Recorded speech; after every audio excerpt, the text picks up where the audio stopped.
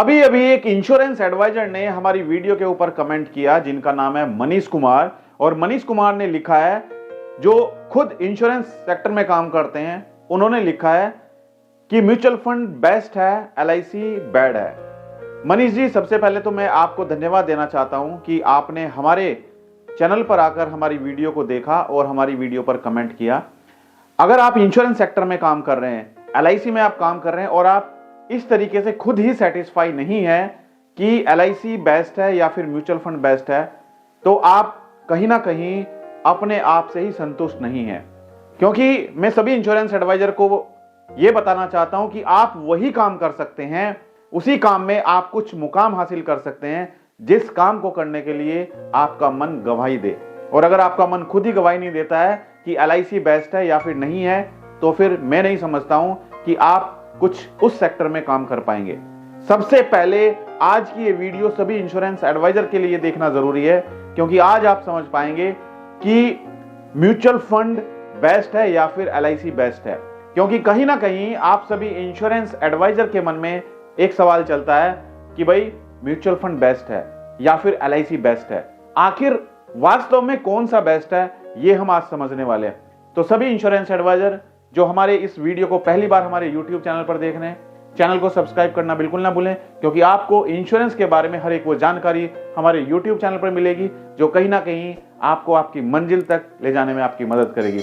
चाहे वो क्लाइंट ढूंढने के लिए हो, चाहे वो प्रोडक्ट ट्रेनिंग हो, चाहे वो आपको कोई ऐसी नई बात बताने के लिए जो आपके इंश्योरेंस बिजनेस के लिए आपको नए नए रास्ते बताए इंश्योरेंस में आगे बढ़ने के लिए। और अगर आप हमारी वीडियो फेसबुक पर देख रहे हैं तो हमारे फेसबुक पेज को लाइक कीजिए, फॉलो कीजिए और शेयर जरूर कीजिएगा अपनी टीम के साथ में, अपनी डीओ के साथ में, अपने एडवाइजर के साथ में।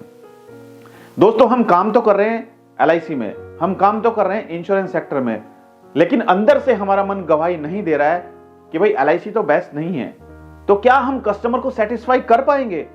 क्या कस्टमर हमसे सवाल पूछेगा और उसने भी यही सवाल पूछ लिया कि म्यूचुअल फंड और एलआईसी में कौन सा बेस्ट है, तो जब आप खुद ही, आपका दिल खुद ही गवाही नहीं दे रहा है कि एलआईसी बेस्ट है, तो फिर आप उसको सेटिस्फाई नहीं कर पाएंगे।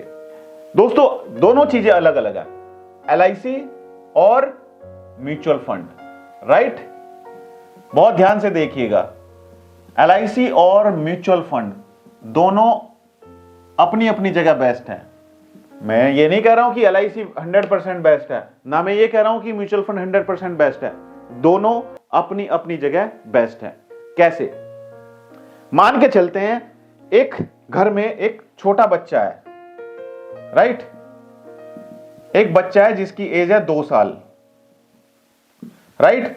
और इसके फादर की एज है 30 इयर्स। अब ये फादर अपने बच्चे के लिए कोई ऐसा इन्वेस्टमेंट प्लान लेना चाहता है जो उसके बच्चे के फ्यूचर को सिक्योर करे, राइट? अब उसके सामने दो विकल्प है, एक एलआईसी और एक म्यूचुअल फंड। जो मनीष जी ने पूछा, मनीष जी के सवाल का जवाब मैं इस वीडियो के माध्यम से दे रहा हूं। और दोस्तों, सभी इंश्योरेंस एडवाइजर इस वीडियो को जरूर शेयर कीजिए ताकि बाकी दूसरे एडवाइजर भी समझ पाएं कि कौन सा बेस्ट है। अब जो फादर है, फादर के सामने दो विकल्प है, एक एलआईसी और एक म्यूचुअल फंड। तो फादर को एलआईसी में जाना चाहिए या म्यूचुअल फंड में जाना चाहिए, आप मुझे कमेंट करके बताइए। अब 2 साल का बच्चे के लिए फादर प्लान कर रहा है कि भाई बच्चे को मुझे एमबीबीएस कराना है, राइट?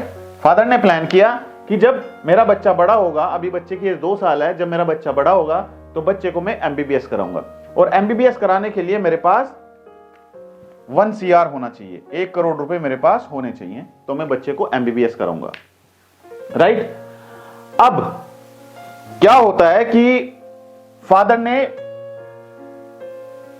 एलआईसी पॉलिसी ली और एक दूसरे फादर हैं, उन्होंने म्यूचुअल फंड लिया, राइट? 2 एग्जांपल लेते हैं, सेम सिनेरियो। फादर नंबर 1, इसका नाम है राजू, और दूसरा जो फादर है उसका नाम है सचिन, राइट? दोनों दोस्त हैं। राजू के बेटे की एज 2 साल है और सचिन के बेटे की एज भी 2 साल है, राइट? दोनों की एज सेम है, 30 साल। अब राजू ने डिसाइड किया कि मुझे LIC में जाना है, क्योंकि उसको एक ऐसा फाइनेंशियल एडवाइजर मिला जो फाइनेंशियल एडवाइजर बहुत ही अच्छे तरीके से फाइनेंशियल प्लानिंग करता था। उसने उसको बताया कि आज की डेट में बच्चे की पढ़ाई के लिए इतना पैसा खर्च होता है, और अगर इन्फ्लेशन रेट इस हिसाब से बढ़ता है तो आज से 20 साल के बाद आपके बच्चे की पढ़ाई के लिए इतना पैसा होना चाहिए। मैं सबसे पहले आप सभी इंश्योरेंस एडवाइजर से एक सवाल पूछना चाहता हूं, अगर आप इंश्योरेंस सेक्टर में काम करते हैं तो क्या आप इन्फ्लेशन के बारे में जानते हैं कि इन्फ्लेशन क्या होता है? अगर नहीं जानते हैं तो मुझे कमेंट करिएगा, और अगर जानते हैं तो भी कमेंट करिएगा। मैं नेक्स्ट वीडियो में इन्फ्लेशन के बारे में एक वीडियो जरूर बनाऊंगा अगर आप कमेंट करेंगे तो राजू ने डिसाइड किया, क्योंकि राजू को एक ऐसा फाइनेंशियल एडवाइजर मिला जिसने राजू की फाइनेंशियल प्लानिंग की। राजू को बताया कि आज की डेट में अगर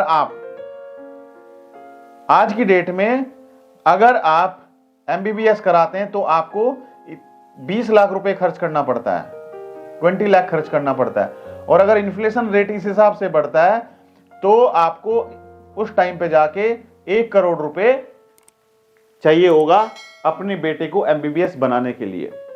वहीं पर सचिन को एक ऐसे एडवाइजर मिले जिन्होंने उनको रिकमेंड किया म्यूचुअल फंड, राइट?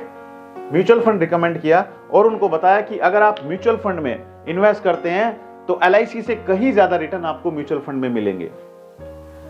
तो सचिन ने डिसाइड किया कि उसे कहां पर जाना है, उसे जाना है म्यूचुअल फंड में। सचिन को जाना है म्यूचुअल फंड में, और राजू ने डिसाइड किया कि उसे जाना है LIC में। अब होता क्या है कि दोनों बहुत ही करीबी दोस्त थे। दोनों ने प्लान किया कि वो घूमने के लिए कहीं पर जा रहे हैं, यानी कि कहीं पर, कहां पर? उन्होंने प्लान किया कि वो घूमने के लिए माता वैष्णो देवी जा रहे हैं। दोनों दोस्त गए घूमने के लिए, वहां पर अच्छे तरीके से वो माता जी के दर्शन किए उन्होंने, और उसके बाद दोनों अपने अपने रूम में बैठे हुए थे। तभी अचानक से सचिन को हार्ट अटैक आया। तभी तुरंत सचिन को हार्ट अटैक आया, और हार्ट अटैक आने के साथ ही सचिन की ऑन द स्पॉट डेथ हो गई। अब सचिन को म्यूचुअल फंड में इन्वेस्ट किए मात्र 2 साल हुए थे, 2 इयर्स हुए थे, और सचिन 10,000 रुपए महीना का पर मंथ म्यूचुअल फंड में इन्वेस्ट कर रहा था, यानी कि 1,20,000 रुपए इंटू 2, यानी कि 2,40,000 रुपए सचिन ने म्यूचुअल फंड में इन्वेस्ट किया, राइट? अब होता क्या है कि डेथ होने के बाद जो म्यूचुअल फंड में सचिन को रिटर्न मिलते हैं, ये 2,40,000 से हम मान लेते हैं 3 लाख रुपए उसको रिटर्न मिले, और उनकी फैमिली को 3 लाख रुपए मिल जाते हैं बच्चों की परवरिश के लिए, या जो भी आप मान सकते हैं। उसके बाद कुछ दिनों के बाद जो राजू थे, राजू अपनी गाड़ी से दिल्ली से गुड़गांव जा रहे थे। तभी रास्ते में जाते जाते ट्रक से इतना जोरदार एक्सीडेंट हुआ कि राजू की ऑन द स्पॉट डेथ हो गई। राजू की ऑन द स्पॉट डेथ हो गई। अब राजू के बच्चों के लिए, जो राजू ने प्लान किया था कि मेरे बच्चे को उस टाइम पे जाके 1 करोड़ रुपए मिले, तो क्या वो 1 करोड़ मिलेगा, या फिर सचिन की तरह जो सचिन के परिवार को 3 लाख रुपए मिले वो मिलेगा? यहां पर क्योंकि राजू ने एक लाइफ इंश्योरेंस पॉलिसी ली हुई थी, LIC की पॉलिसी, जिसमें सम एश्योर्ड 1 CR था, जिसमें सम एश्योर्ड 1 CR था। तो राजू की डेथ होने पर उनके नॉमिनी को 1 करोड़ रुपए तुरंत मिल जाता है, 1 करोड़ रुपए तुरंत मिल जाता है। और उसके बाद आगे जितने भी प्रीमियम होते हैं वो सारे प्रीमियम भी माफ हो जाते हैं, पॉलिसी चलती रहती है। और जो उन्होंने प्लान किया था कि बेटे की पढ़ाई के लिए 1 करोड़ रुपए मिलना चाहिए, वो 1 करोड़ रुपए भी उनको मिलेगा बच्चों की पढ़ाई के लिए। तो जो आपके मन में सवाल चल रहा था कि कौन सा बेटर है, म्यूचुअल फंड बेटर है या फिर LIC बेटर है, तो कहीं ना कहीं मैं समझता हूं कि आपको इस सवाल का जवाब मिल चुका होगा। दोस्तों, परिवार की सुरक्षा के लिए, अगर आप चाहते हैं अपने परिवार की सुरक्षा के लिए, तो आपको LIC पॉलिसी के साथ में जाना चाहिए, यानी कि इंश्योरेंस पॉलिसी के साथ में जाना चाहिए। और अगर आप चाहते हैं सिर्फ इन्वेस्टमेंट तो आप म्यूचुअल फंड में जा सकते हैं। क्योंकि यहां पर देखिए, अगर सचिन भी अपने बच्चे के लिए LIC की पॉलिसी लेता तो उनके बच्चे की पढ़ाई के लिए भी 1 करोड़ रुपए मिलते, लेकिन उनको मिला कितना? सिर्फ 3 लाख रुपए। वहीं पर राजू ने एक फाइनेंशियल एडवाइजर के कहने पर LIC पॉलिसी में इन्वेस्ट किया तो उनका सम एश्योर्ड 1 करोड़ था, तो उनकी डेथ होने पर उनके नॉमिनी को 1 करोड़ रुपए मिला। तो सबसे पहले अपने परिवार की सुरक्षा के लिए आपको लाइफ इंश्योरेंस कराना होता है, उसके बाद आपको अपने परिवार के लिए हेल्थ इंश्योरेंस पॉलिसी करानी होती है, और उसके बाद जो भी आपके पास पैसा बचता है उस पैसे को इन्वेस्ट करने के लिए आप कहीं पर भी इन्वेस्ट कर सकते हैं, चाहे आप म्यूचुअल फंड में करें, चाहे आप फिक्स डिपॉजिट में करें, या फिर आप पोस्ट ऑफिस की RD में करें, कहीं पर भी इन्वेस्ट कर सकते हैं। लेकिन मेरी फर्स्ट प्रायोरिटी है आप लोगों को समझाना कि आप सभी इंश्योरेंस एडवाइजर अपने कस्टमर को ये वीडियो जरूर भेजें, उनको बताइए कि फर्स्ट प्रायोरिटी लाइफ इंश्योरेंस, उसके बाद सेकंड प्रायोरिटी हेल्थ इंश्योरेंस, और उसके बाद थर्ड पे आता है इन्वेस्टमेंट, राइट? तीसरे नंबर पर इन्वेस्टमेंट आता है। तो पहले आपको लाइफ इंश्योरेंस लेना चाहिए, और लाइफ इंश्योरेंस कितना लेना चाहिए? जो भी आपकी सालाना इनकम है उसका कम से कम 10 गुने से 20 गुना आपके पास लाइफ इंश्योरेंस कवर होना बहुत जरूरी है, ताकि कल अगर कोई भी सिचुएशन आती है परिवार के साथ में तो उस सिचुएशन में आपका परिवार सुरक्षित रहे, आपके परिवार को उतना पैसा मिल पाए जितना आपका सम एश्योर्ड है और जितने आपके परिवार को जरूरत है। तो इसीलिए अगर आपकी इनकम 5 लाख रुपए साल है तो इसका 20 टाइम यानी कि 1 करोड़ का इंश्योरेंस कवर आपका होना जरूरी है। तो दोस्तों, अगर आपको आज हमारा वीडियो अच्छा लगा तो वीडियो को लाइक शेयर जरूर कीजिएगा अपने दोस्तों के साथ में, और जो भी इंश्योरेंस एडवाइजर हमारी वीडियो पहली बार हमारे YouTube चैनल पर देख रहे हैं, हमारे चैनल को सब्सक्राइब जरूर कीजिएगा दोस्तों, क्योंकि आपको हमारे YouTube चैनल पर हर एक वो जानकारी मिलती है जो कहीं ना कहीं एक इंश्योरेंस एडवाइजर को बहुत मदद करेगी।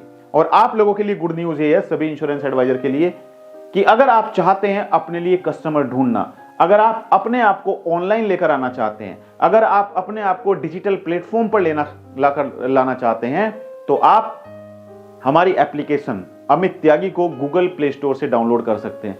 सबसे पहले आपको कहां जाना है? Google play store. Google play store पर आप जाइए और यहां पर जाकर आपको एक एप्लीकेशन डाउनलोड करनी है, अमित त्यागी।